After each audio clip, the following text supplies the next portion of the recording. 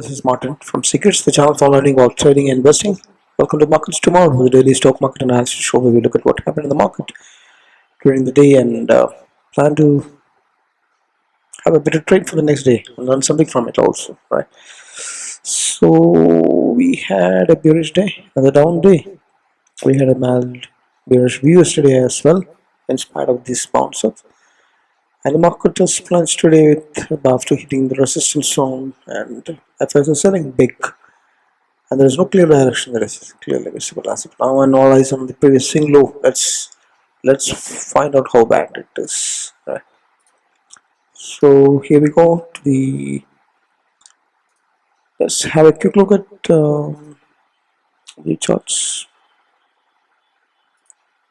The daily charts, for that weekly charts. Let's see that first. It's not that relevant yet weekly, but look at this. We are in a resistance zone.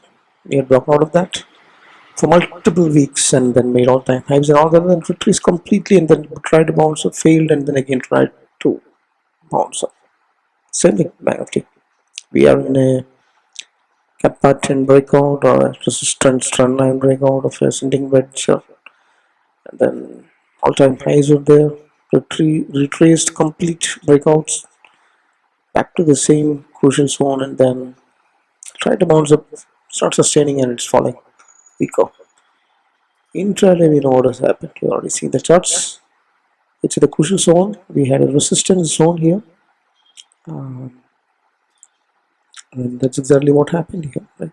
Have it market hit there and then fall down. Hit there and then fall down. 20 DMA and 50 DMA, 100 DMA, 200 DMA, like that. Right? 20 and 50 resistance got hit. So it's a fortress of resistance, you can say. Right. Let's find out the numbers. Lost 1% nearly, around 87. Banknifty lost more than 1%, 1.33. That's 568 points lost. Both have formed wide range bearish candles, Nifty and Banknifty both. Intraday it was trending downside, straight from end to end.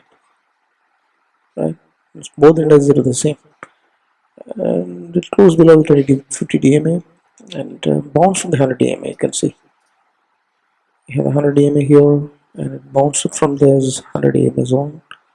Nifty lost that 50 DMA support that is there already, and lower high, lower low pattern.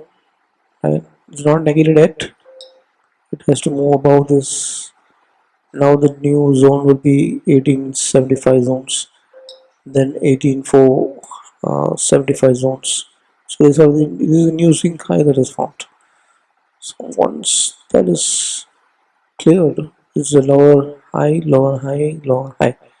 So prices move over to 300, then it is move over 18474. Only then you have the hope for a negative price action to get negated. Until then we have a trouble. And if that lower low, previous swing low is breached, then we have a new lower low that may happen. So descending wedge pattern was on the top yesterday. Now today it's heading towards the bottom once again. Right, very crucial zone that we are into. So we know that we are in a very crucial zone. We have seen the weekly charts breakout, retracement, and then another attempt to bounce and all that. Right. So now the question is whether it's going to take the support zone, whether the swing is retested once again and then going to bounce up, or is it going to make a new lower low? That's what the concern. So new levels making out of this 18,000, 18 is the rounding number, 18,070 is Fibonacci level, 38 Fibonacci, and 7959 is the previous high. So it's upside, and after that 18142, then 182 is still crucial, right? It's a rounding number and previous highs. The several resistance are upside. 7825 Fibonacci 50 downside support with the 7800 rounding number also can support, and 78744 is the previous low, very crucial support zone, and then 17642 would be the next support after that. Like 342 231 42 363 would be some resistance upside, and after that 42 566 would be Fibonacci 23 resistance downside, 41 836 would be a support, and 41 587 would be a support. So Fibonacci 38. So basically the previous supports are now acting as resistance on the upside. and new support zones that is there downside, which is not at conquered, right? That's how the support resistances are found. Plunge bands have started expansion once again. Yesterday it was contracting slightly, now it is beginning to expand again downside, right? That's the downside expansion is worrying. It indicates more bearishness. Banknifty is more evident, more bearish. And Bollinger Bands had a W pattern, a volatility divergence that's still valid. There is every chance that it can take a bounce here. From this zone, it can bounce up and then make Megam oppose. It's possible. That volatility divergence concept from the Bollinger Band, which we discussed today, is still valid. Momentum is having bearishness. We already seen that. Momentum is in sideways, basically. Right? It seems like it's going to take the RSI 60 support and then probably it may take a support there and bounce up. There was a divergence on the daily charts, bullish divergence, due to which it was confirmed that it again fell resistance at the zone and then it has fallen down. But still, that bullish divergence is still valid. So two bullish things are still valid: the volatility divergence seen on the Bollinger Bands and the bullish divergence on the momentum on the daily charts. Both indices, both are indicative, and the change in product is still valid. As long as it doesn't fall back into the into the wedge from where it had broken out on the weekly chart. So until then, we are still having the change in variety bounce percent. So those are all the bullseye things. Trend is bearish, and bearishness is increasing on both indices. Weeks spiked to obviously 5.51. That's 6% spike. 1 day 6%, and when it is cooling off, it's just 1 or 2%. It's not for data fall below 14.5.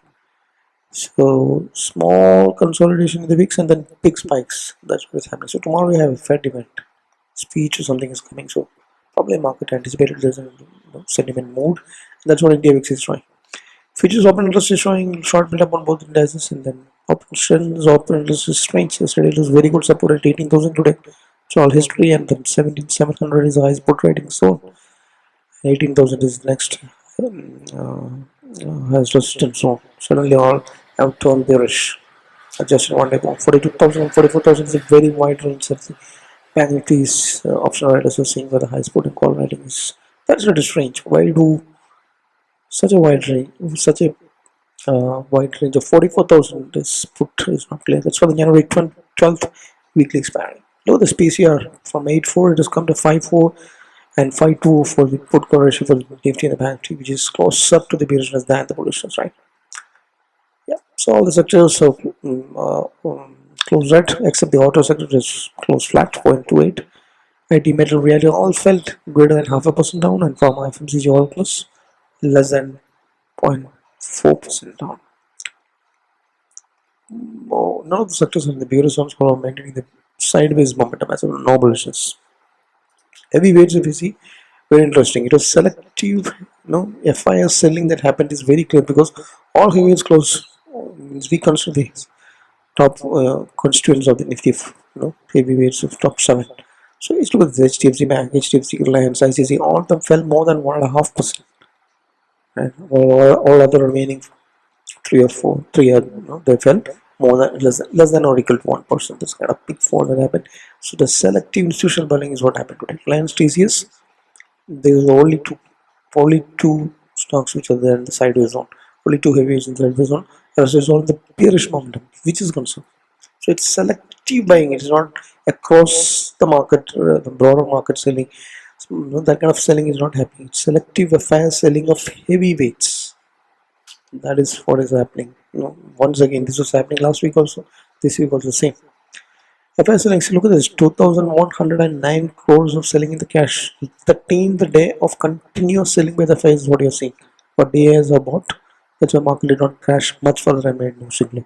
So 1,800 crores of buying happened from the DAs, and they had been buying almost all days except one day in the Jan, and almost all days in December they had been buying. Domestic issues are holding the market, but how long? How long? So when is FI going to come back to the buying mode? Or when is it at least stopping the heavy selling? That's the concern. Right. Crude oil, flat, which is fine, less than 76. Should be okay. Spike is not there. Remember, it is in a parallel. There is a divergence. There is a chance that it can spike up back in the balance on top, which is, as long as it's not going above the 90 kind of levels, should be okay. Our index, flat.